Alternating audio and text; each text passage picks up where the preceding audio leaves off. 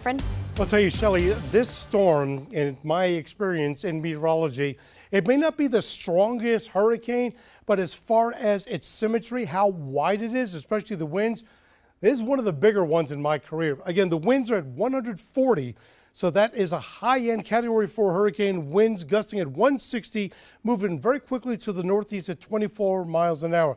The information that meteorologists Brianna and Maury and I showed that it is at least almost half of the eye is already on land. Officially by the National Hurricane Center, once at least half of the eye is on land, that's where they declare that it's a landfall. I suspect that now that it's 11:18, we should be having a landfall within the next minute or so, but you can see the well-defined eye as it's now at least half getting onto land. But the wind field, that's the biggest thing. The red is about 75 miles wide. That's a hurricane force winds of at least 75 miles an hour. The orange, that's the tropical storms, make that double, about 150. But the yellow, that's the big one. That's gale force winds of at least 50 miles or 40 to 50 miles an hour. That's about 450 miles wide. And as this makes landfall, all that wind is going to expand, and that's going to be moving into the Palmetto State.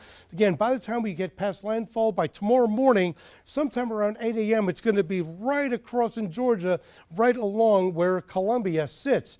Why is that a big thing? Well, look at the amount of rainfall we've had thus far for today only.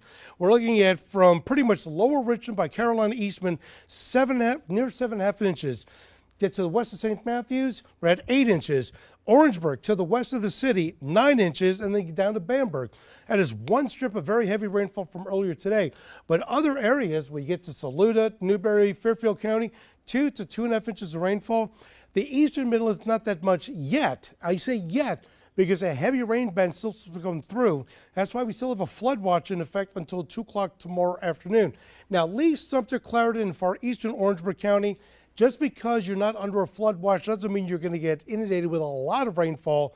Just means that it's not conducive that you're going to be having the potential of flooding. Regardless how you slice it, there's already heavy rainfall right along the Wateree River between Richland and Sumter County. And even though we're not widespread with the rainfall, that is going to be coming because all of this is moving to the north-northwest, but there's a lot of rain behind that.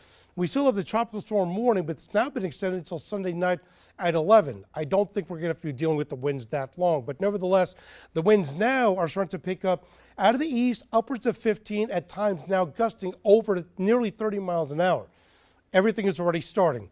There's Helene, there's where all the rain is, but the most notable things, you notice these outer bands that are spinning counterclockwise just like Helene, that is on our way.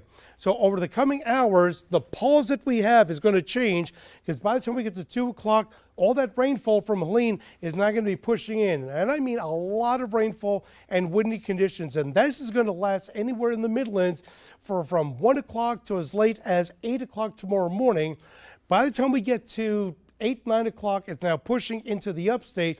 And then with any luck, by lunchtime, the rain's done. And with even bigger luck, by the time we get into the afternoon, we'll start seeing a little bit of sunshine. But the amount of rainfall we're going to get is going to be extensive, as temperatures will be pretty much where they are right now, low to mid 70s in the morning, with highs tomorrow creeping back up slowly into mostly the upper 70s to low 80s.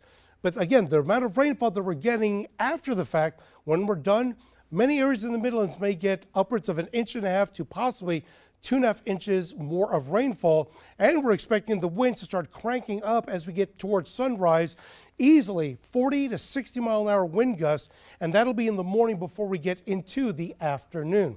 So that's why tomorrow morning, at least the first part, is a News 19 weather impact alert day.